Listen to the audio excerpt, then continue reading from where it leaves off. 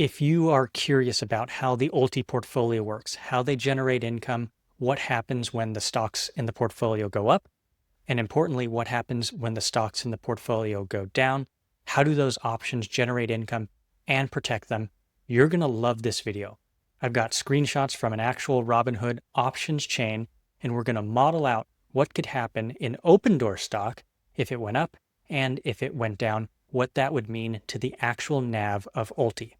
We're going to use a simple example of their caller strategy where they buy the stock, sell a covered call, and buy a protective put, and we'll see what that could do to the price of ULTY. So I hope you guys are excited. I had a lot of fun doing this research. Let's get into it. So in this example, ULTY will have a NAV of $10. They're going to buy one share of Opendoor at $8.04, and they're going to keep a cash reserve of $1.96. And so we're going to use actual data from the options chain itself. Right now, Opendoor is trading at about $8.04, maybe $8.05. In this case, ULTY is going to sell a call at a strike price of $8.50. That call is going to expire on October 10th, and for that, they're going to receive a 45-cent premium. The next leg of this option strategy is going to buy a protective put so that they can limit their downside. In this example, we're going to use the $7.50 put, which is going to cost 35 cents. Again, it's also going to expire October 10th. And so recapping what we've done so far, we've bought Opendoor for $8.04. We've sold a covered call and we received 45 cents for that. And then we've also bought a protective put for 35 cents.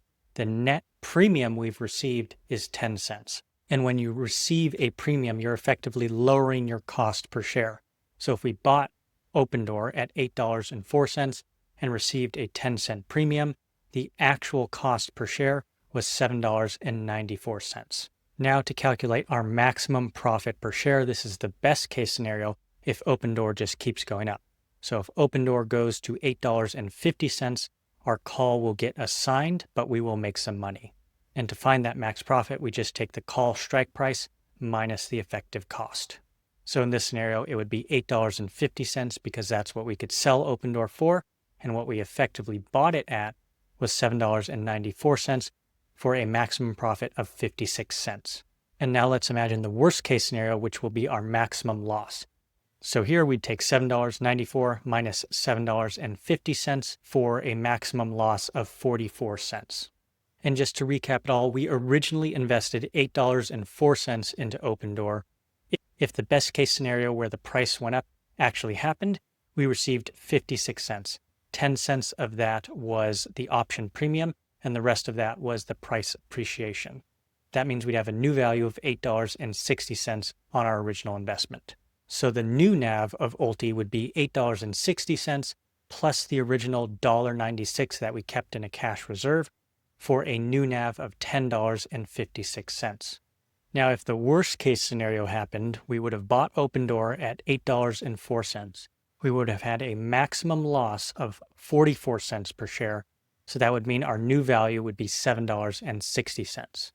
And so in this case, the new NAV of Opendoor would be $7.60. Our original cash position remains the same at $1.96, but our new NAV for ULTY overall is $9.56. So hopefully with what I just explained, you guys have a better sense of how ULTY can make money and the price or the NAV can rise, but also how if they place bad trades and they continually do that, they're going to lose money on the trades and their NAV will decline. It's not necessarily NAV erosion because they're not paying that out. You would still receive the 10-cent option premium, but the value of the underlying stock that they used to generate that premium went down. Another way to think about it is if Apple stock is priced at $100 and they pay out a $1 dividend, but the price of Apple goes down to $90, well, they're not really returning your capital. They're paying you out money from the dividend they made, but the price has gone down at the same time.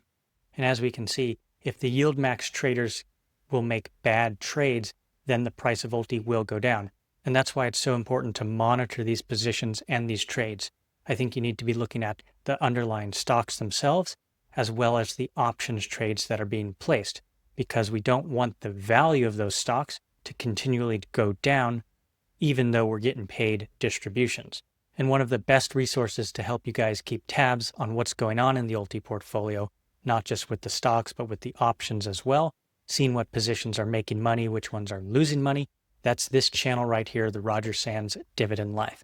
So go ahead and subscribe if you are interested in keeping tabs on the profitability of the ULTY trades. I think you guys are going to find the information I put out very valuable. So thanks so much for watching, and I hope to see you in another video.